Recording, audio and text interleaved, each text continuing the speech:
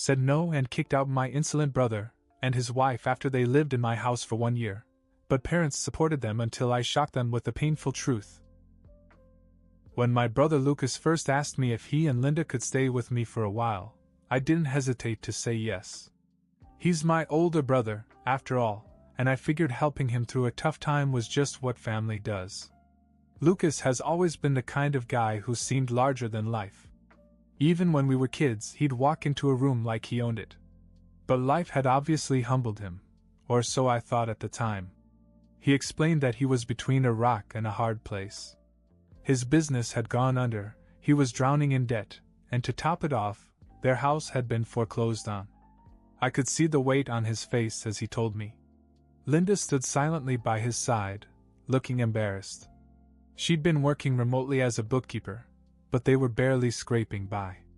Lucas assured me this was temporary, just until he got back on his feet. I had a spare room, and the house felt big and quiet with just me in it, so I figured, why not? At first, I was even excited. It had been years since we'd spent any real time together, and Linda was sweet. It was almost like having roommates again, something I hadn't experienced since college. The first few months were surprisingly good. Lucas didn't have a job yet, but he was optimistic, saying he was in the process of lining something up. Linda worked from home, and they'd taken it upon themselves to cook or clean up sometimes. It felt like a fair exchange. And frankly, it was nice to come home to people instead of an empty house. They had their quirks, though. Lucas always had big ideas, and he'd start talking about elaborate plans to start a new business or invest in something. He dragged me into late-night brainstorming sessions, tossing around half-baked ideas while I tried to politely bring him back to reality. Linda was quieter, but had a way of subtly hinting that her stay might last longer than expected. Still, I didn't mind too much. That began to change after about 4 months. Lucas was still unemployed and Linda was constantly complaining about her job. They started taking liberties in ways I hadn't expected. My refrigerator was always empty because Lucas had apparently decided that I should stock it for 3 people. Linda rearranged my living room without asking, claiming it had better feng shui. And then there were the arguments, loud, protracted fights about money or who did more around the house. I let it go, thinking it was just a rough patch. But the cracks were beginning to show, and I had no idea how much worse it was going to get. By the 5th month, I was beginning to feel like a guest in my own home. Lucas and Linda had this uncanny ability to take over every inch of the room. It wasn't just a living room, they had gradually spread to every nook and cranny. My garage, which had been relatively organized, had become a storage area for their necessities that they couldn't part with. Boxes of random junk piled up, and I couldn't park my car without squeezing past a mountain of old clothes and broken appliances. The little things I used to overlook were starting to get to me. Lucas would leave dirty dishes in the sink for days, promising to clean them later. Linda had taken to monopolizing the kitchen table for her work during the day, spreading her papers and laptop across the entire surface as if she were running a corporate office. On weekends, they would watch TV for hours on my couch, leaving empty snack bags everywhere. Then there were the money issues. At first, I didn't mind picking up a few extra groceries or paying the utility bills, which had predictably skyrocketed with 2 extra people living there full-time. But then Lucas started borrowing money. It was always small amounts, at first 20 here, 40 there, and he promised to pay me back next week when he got a job. I wanted to believe him. After all, he's my brother. But as the weeks turned into months, it became clear that Lucas wasn't making much of an effort to find work. It wasn't just the money, though. They began to treat the house as if they owned it. Linda took it upon herself to fix things that weren't broken, replacing perfectly good curtains with ones she liked better, rearranging furniture in ways that made no sense, and even painting a wall in the guest room without asking. I came home one day to find her halfway through painting it a strange shade of green. When I asked why, she just shrugged and said she thought it would make the room feel more homey.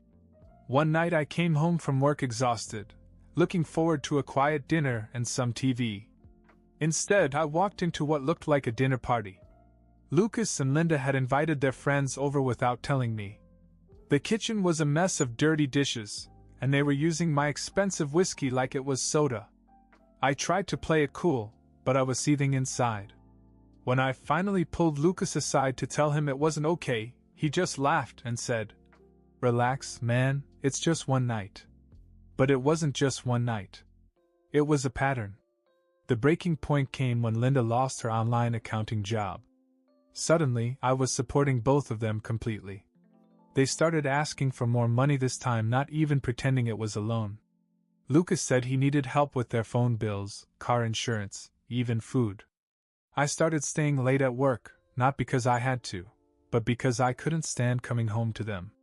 I was at my limit, but the idea of kicking them out felt impossible. They were family. I told myself I'd wait it out, hoping Lucas would come around. But deep down I knew that wasn't going to happen. Little did I know that their entitlement would soon reach a new level, and that when I finally drew the line, it would tear the family apart.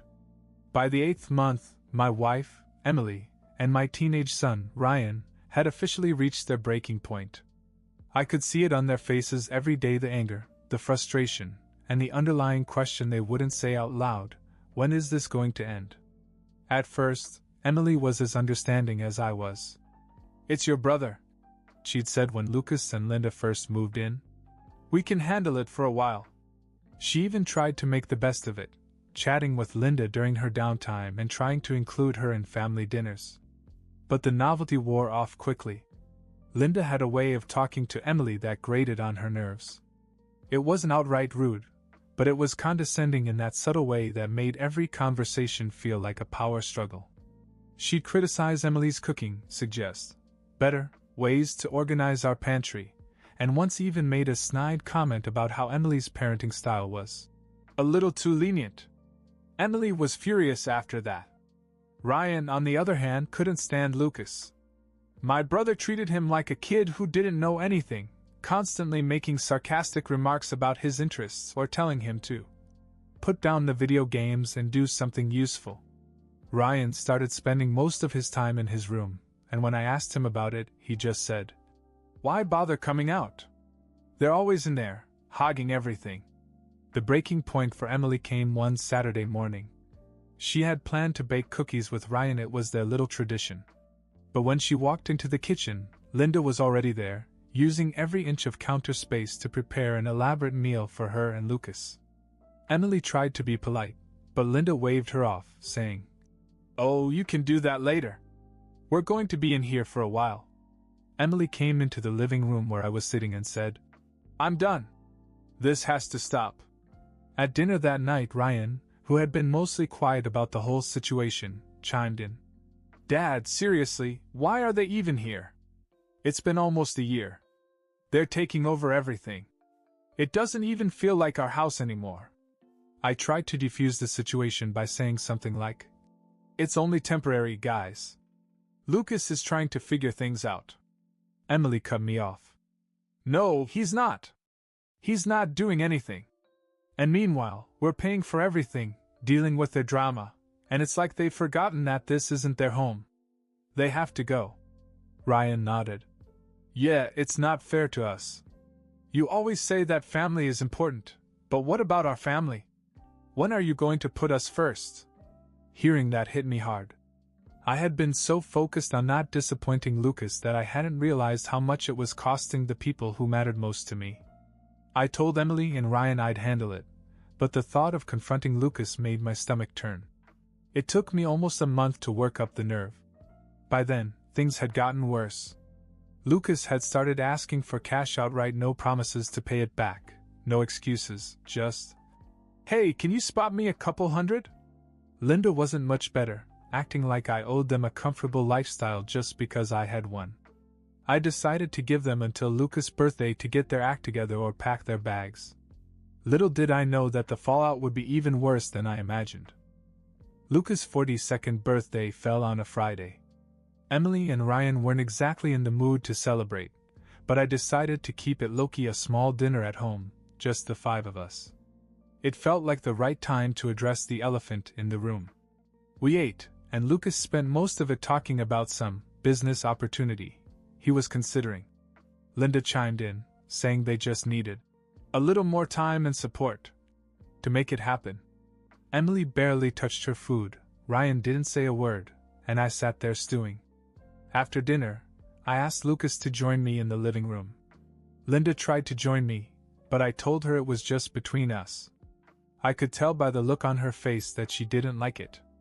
Once we were alone, I didn't sugarcoat it. Lucas, this isn't working anymore. You and Linda have to move out. He blinked at me, stunned. What are you talking about? We're a family. You can't just kick us out. I've been more than patient, I said. It's been a year. You haven't found a job, and Linda isn't working. You're not even trying to help yourselves. I can't carry both of you anymore. Lucas scoffed, leaning back on the couch as if I was the one being unreasonable. So what, you're just going to kick us out on my birthday? Real classy. I've put up with a lot, I said, my voice firm. The money, the fights, the way you've disrespected my home. It's not fair to Emily or Ryan. They've had enough. I've had enough. His face turned red and he began to fire back. You don't get it, do you? I'm struggling, and you act like it's no big deal. What kind of brother are you? I'm the kind of brother who let you live here rent-free for a year. I shot back. The kind who gave you every opportunity to turn things around and you didn't. This isn't about me being cold or selfish, it's about you not taking responsibility. Before Lucas could respond, Linda stormed in, clearly having overheard the conversation. Wow, she said, glaring at me. Just wow. You're kicking us out? After all we've been through? You're heartless. I stood my ground. You have 2 weeks. That's more than enough time to figure something out. Lucas shook his head, mumbled something, and Linda stormed out of the room.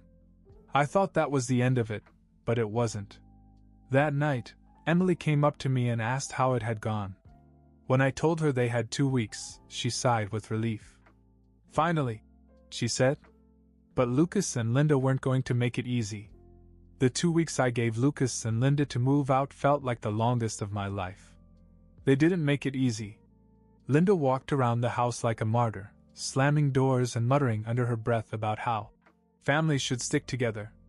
Lucas avoided me entirely, but when he did talk, it was to Emily or Ryan, trying to guilt them. You know, your dad's being a little extreme about this. I overheard him telling Ryan one night. We're a family. Don't you think families should help each other out? Ryan didn't say much, he just nodded politely and walked away, but I could tell it was getting to him. Emily, on the other hand, didn't even pretend to be polite. She kept her distance, but when Linda started nitpicking her cooking again, Emily finally snapped. Maybe you should spend less time complaining and more time packing. That shut Linda up, at least for the moment. The night before they left, Lucas made a big show of sitting us all down for what he called one last family dinner. He insisted on cooking, which was rare. The food was decent, but the atmosphere was tense.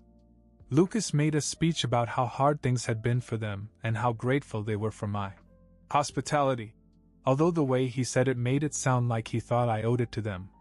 Linda added, I hope you never find yourself in our shoes. It's not as easy as you think. The next morning, they packed up their things, which turned out to be more than I realized, considering how much of my garage they'd taken over and left without much fanfare. Lucas didn't even say goodbye to me, and Linda barely looked at Emily. As they drove away, I felt an overwhelming sense of relief. But that wasn't the end of it, of course. Within days, my parents were calling me nonstop, asking me how I could abandon Lucas and Linda in their time of need. Apparently, Lucas had spun some sob story about how I'd heartlessly kicked them out without warning, and my parents bought it hook, line, and sinker. You know how hard it was for her, my mother said during one of those calls. How could you do that to your own brother? I tried to explain the truth, that they had plenty of time, that they weren't trying to help themselves, and that their behavior was intolerable, but my parents wouldn't hear it. Family takes care of family, my father said firmly. For a while, I felt like the bad guy in the family. My parents wouldn't talk to me without bringing up Lucas, and they began to imply that I should have done more to help him. Lucas and Linda had moved into a cheap apartment in a neighboring town, but they made it sound like they were living in a Dickensian slum. I tried to move on and focus on my own family, but Lucas wasn't done dragging my name through the mud. What I didn't know was that his lies were about to catch up with him in a way that none of us saw coming. About a month after Lucas and Linda moved out, I thought things would calm down. They didn't. My parents were still on my case every chance they got, treating me like a heartless monster who had turned his back on his own brother. Emily told me to let it go, but it was hard not to feel bitter about how Lucas had twisted the truth. Then, one Saturday afternoon, I received an unexpected phone call from a man named Brian. He introduced himself as a former coworker of Lucas's from his old company. "I hope I'm not disturbing you," he said, "but I think you should know something." What Brian told me stunned me. Apparently, Lucas hadn't just been unlucky or fallen on hard times, he'd burned bridges everywhere he went. His business had failed not because of bad luck or the economy, but because he'd been skimming money off the top. He'd made shady deals, stiffed suppliers, and left his employees unpaid when it all went down. "He ruined a lot of people's lives," Brian said. "I thought you might want to know, you're his brother." I thanked him for telling me, though at first I wasn't sure what to do with the information. I spent the rest of the day stewing over it, replaying every interaction I'd had with Lucas over the past year. Suddenly, all of his excuses and sob stories made sense. But the real bombshell came a few days later. My mom called and said someone had come to her house looking for Lucas. "He said he was an investigator or something," she explained, sounding nervous. "He wanted to know if we knew where Lucas was. Do you know anything about it?" I told her I didn't, but suggested they might want to have a serious talk with Lucas. That's when I decided it was time to set the record straight. The next weekend, I drove over to my parents' house to talk to them in person. Emily and Ryan stayed home. I wanted to handle this on my own. When I got there, my mom immediately started on me about Lucas again. "You're the only one who could have helped him, but instead you kicked him out." I took a deep breath and laid it all out.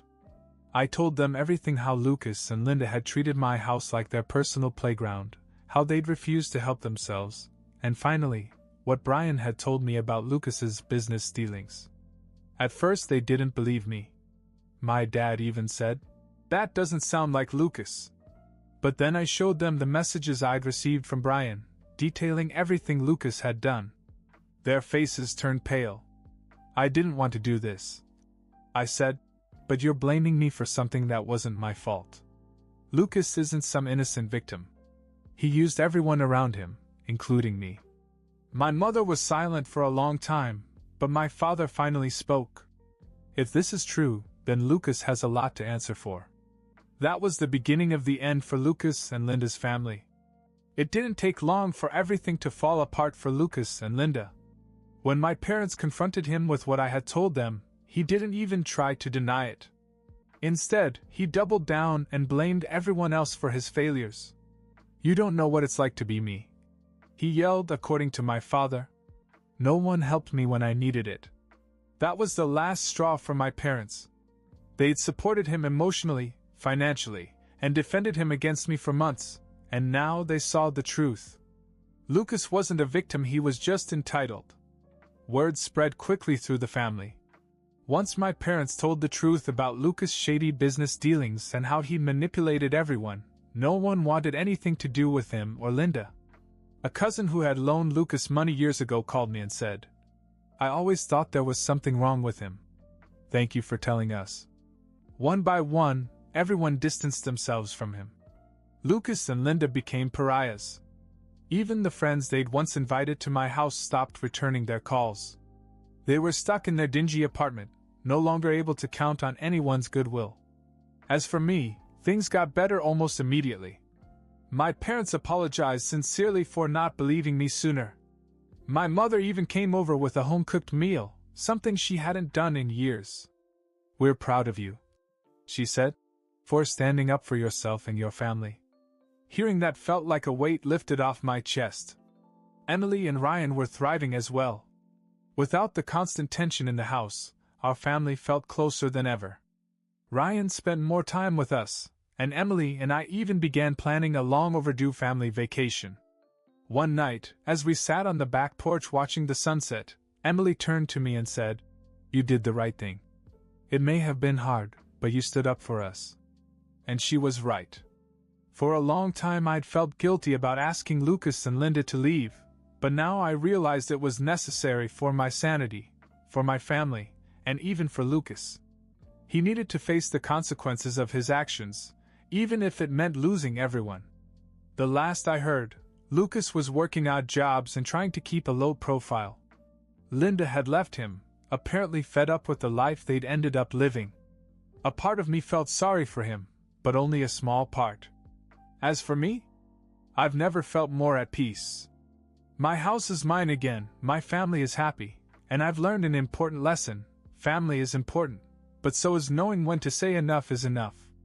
About 6 months after everything settled down, I was in the grocery store getting some things for dinner when I spotted Lucas. He was standing in the frozen food aisle, staring at a rack of microwave dinners. He looked different. His clothes were wrinkled, his hair was unkempt, and there was a weariness in his posture that I hadn't seen before.